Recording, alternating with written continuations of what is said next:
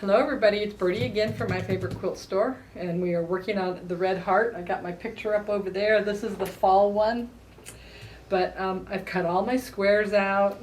I did all my cutting, and I even sewed my first two strips together. And you'll know that you did this correctly and you got a really accurate 1/4 inch seam if your strip measures from side to side 2 3/4, and it does. And isn't that funny, because that's the next thing we do. We cut them into strips, little pieces of 2 3/4 inches wide, so you're going to have these little squares, and that's what's going to help you make this block right here.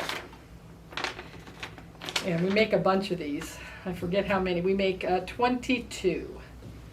So, and just between you and me, you know, this is my 4th time I'm making this kit, and I was able to get everything I needed out of 6 strips. But that's if you don't have any issues with your cutting. And just be very careful. The one thing I want to remind you, when you're cutting this, you think you've taken your time and sewed a nice, pretty straight seam.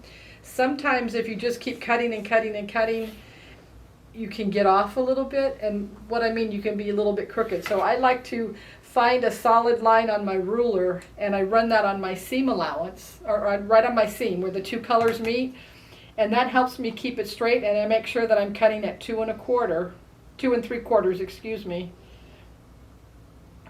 Because if I don't keep that line straight, I wind up getting them a little crooked, and you don't think it shows. But when you've got a darker fabric up against a white fabric, every little mistake sometimes can show, and we don't want that to happen.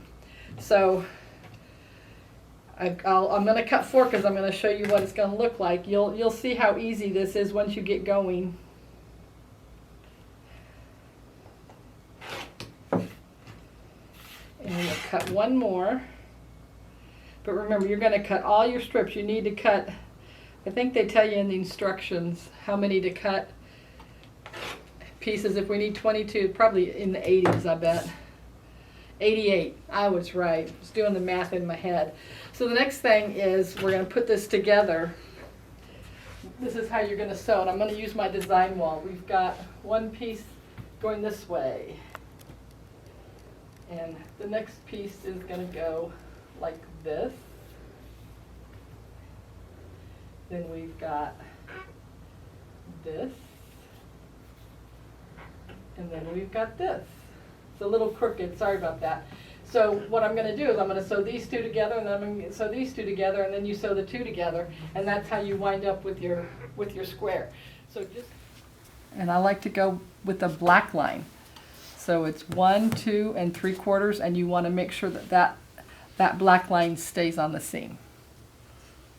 And we're done.